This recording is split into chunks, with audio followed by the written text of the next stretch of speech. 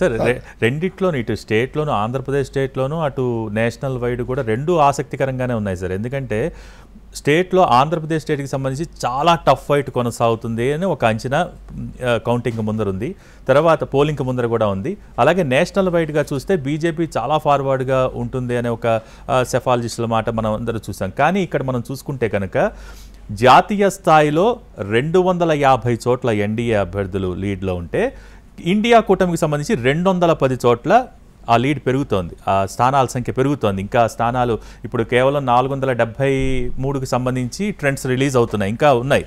So ఈ trends కనుక చూస్తుంటే ఇండియా కూటమికి కూడా మరింత చాలా టఫ్ ఫైట్ ఇచ్చే అవకాశాలు కనిపిస్తుంది. ఇప్పుడు ఈ ట్రెండ్ నిలబడితే మామూలు టఫ్ ఫైట్ కాదు అది. అదే సందర్భంలో ఇక్కడ రాష్ట్రంలో కూడా కేవలం 8 స్థానాల్లో వైసీపీ అభ్యర్థుల ఆధిక్యంలో ఉంటే దాదాపు 64 స్థానాల్లో కూటమి అభ్యర్థులు ఆధిక్యంలో కొనసాగుతున్నారు. ఈ డిఫరెన్స్ వ్యత్యాసాన్ని ప్రశాంత్ కిషోర్ ఇదే లెక్క అయితే రాష్ట్రంలో ఘోరంగా భారీగా సక్సెస్ అయ్యాడు, దేశంలో ఘోరంగా ఫెయిల్ అయ్యాడు. ఎందుకంటే ఆంధ్రప్రదేశ్లో జగన్కి 51 సీట్లు కూడా రావు అన్నాడు, కానీ జాతీయ స్థాయిలో 320, 330 దాకా వస్తుంది అన్నాడు. అంటే 303+ అన్నాడు. ఇప్పుడు చూడాలి ప్రశాంత్ కిషోర్ ఒక చోట కరెక్ట్ అవుతారా, 2 చోట్ల కరెక్ట్ అవుతారా. అయితే యోగేంద్ర యాదవ్ నేషనల్ లెవెల్లో యునానిమిటీ లేదు. So 242 and 230 sir. అబ్బాయి ఇంత దగ్గరగా రావడం ఆశ్చర్యంగానే ఉంది. ఎందుకంటే మీకు ఆల్ ఇండియా లెవెల్లో చాలా క్లియర్గా యోగేంద్ర యాదవ్ లాంటి సెఫాలజిస్టులు కూడా కనీసం 70 సీట్లు బీజేపీ దెబ్బతింటుందని మొదటి నుంచి చెప్తున్నారు. సో బీజేపీ దెబ్బతింటుంది, ఎగ్జిట్ పోల్స్ వచ్చాక మోడీకి తిరుగుండదు, బీజేపీ తిరుగుండదు అని చర్చ జరిగింది తప్ప మీకు ఎగ్జిట్ పోల్స్ వచ్చేంత వరకు కూడా బీజేపీ దెబ్బతింటుందనే చర్చ కదా, చాలా చోట్ల దెబ్బతింటుందనే చర్చ. మీకు బీజేపీ పట్ల వ్యతిరేకత వ్యక్తమవుతోంది మోడీ పట్ల, but TINA factor there is no alternative కనుక సో మళ్ళీ మోడీ రావచ్చు. ఈవెన్ ఒక దశలో 2004 రిపీట్ అవుతుందని కూడా చర్చ జరిగింది. 2004 అంటే అటల్ బిహారీ వాజ్పేయి నాయకత్వంలో ఎన్డీఏ ఓడిపోవడం.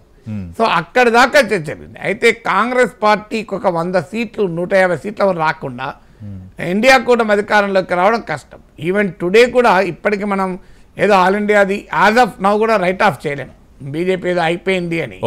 సో ఎందుకంటే మిత్రులు కొత్త వాళ్ళు కూడా రావచ్చు కదా.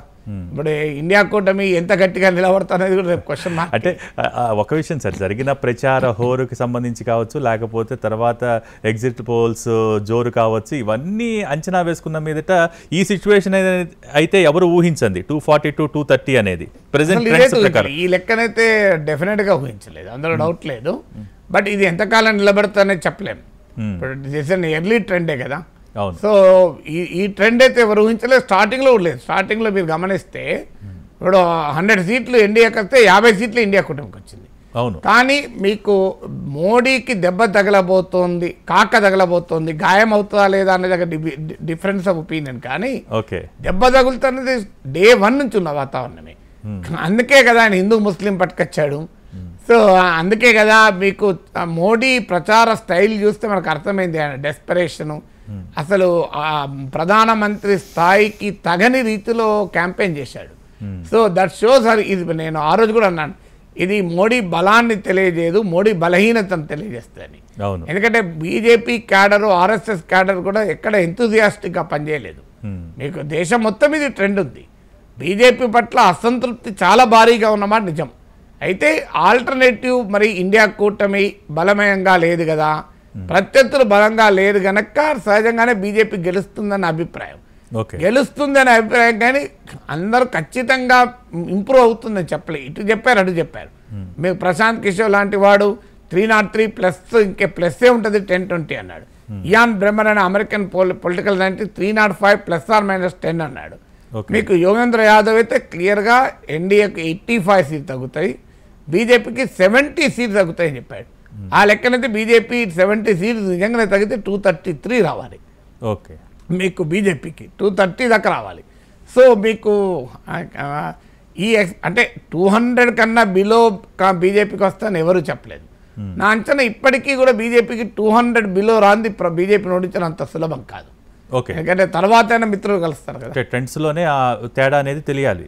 అంతే. ఇప్పుడు స్టిల్ వెరీ ఎర్లీ, బట్ ఈ క్షణంలో ఇండియా కూటమి వాళ్ళకి సెలబ్రేట్ చేసుకోవచ్చు. ఇంకో ఇంట్రెస్టింగ్ కూడా చెప్తాను, నిన్న కూడా కాంగ్రెస్ పార్టీ ఆఫీస్లో కూడా విజయోత్సవాలకు సంబరాలు చేసుకున్నారు. అందరికి అర్థం కాలేదు. మల్లికార్జున్ ఖర్గే 295 ఇండియా కూటమికి వస్తుంది అన్నాడు. సో 239 ఎన్డీఏ అండ్ ఇండియా కూటమి 233.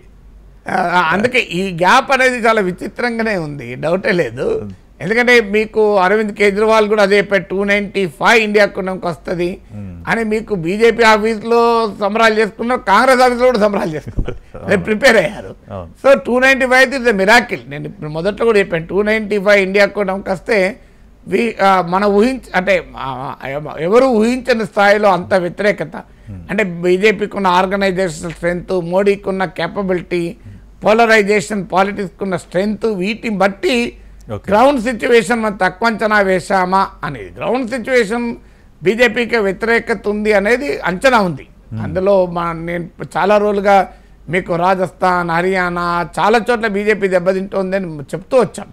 కానీ ఒకవేళ ఇదే రిజల్ట్ అయితే గ్రౌండ్ సిచ్యువేషన్లో అసంతృప్తి ఉన్నది అనేది అందరికీ ఉన్నది. సో ఇప్పుడు ప్రస్తుతానికి లోక్సభకి 506 అంటే ఇప్పుడు ప్రస్తుతం ఈశాన్య రాష్ట్రాలకు సంబంధించి ఇప్పుడు రిజల్ట్స్ ఇప్పుడు కొంచెం మనకి ట్రెండ్స్ తెలుస్తున్నాయి. ఇప్పుడు ఇది కలిసిన తర్వాత ఎన్డీఏకి 260 దాకా వెళ్ళింది కౌంట్. సో ఇండియా కూటమికి సంబంధించి 233, అది స్టాండర్డ్గా అలాగే. అందుకే అనేది ఇండియా కూటమి 295 వస్తే మనం వెళ్ళి మళ్ళీ పొలిటికల్ సైన్స్ చదవాలని చెప్పింది. అందుకే నేను డే 1 నుంచి స్టార్టింగ్ నుంచి చెప్తున్నా అదే మాట ఇక్కడ ఇప్పుడు మనకు వచ్చినప్పటి నుంచి. సో అందువల్ల బీజేపీకి దెబ్బ తగులుతుందా అనేదే క్వశ్చన్ తప్ప ఇప్పటికీ బీజేపీ అధికారంలో పోయే వాతావరణం ఉంటుంది ఈ ట్రెండ్స్ బట్టి కూడా నేను అనుకోను. ఎందుకంటే ఈ ట్రెండ్స్ బట్టి కూడా అనుకోను. ఒకవేళ నిజంగానే ఇండియా కూటమి 200 దాటినా చాలా గొప్పదే. ఇండియా కూటమి 200 దాటింది అనుకో, ఇది మేజర్ విక్టరీ కిందకి లెక్కేసుకోవాల్సిందే. అందువల్ల బీజేపీ నేను ఇంతకుముందు చెప్పాను చూడండి, తెలుగు సినిమా డైలాగ్ కూడా చెప్పాను, భయం మొదలైంది అని కూడా. సో డెఫినెట్గా ఎన్డీఏ ఓడిపోతుందని నేను అనడం లేదు, ఈవెన్ నవ్వు కూడా గెలుస్తుందనే అంచనా. కానీ భయం అయితే కల్పించగలిగింది ఇండియా కూటమి. ఆ మేరకు ఇండియా కూటమి ప్రయోగం సక్సెస్ అని మొదలు చెప్తున్నాను.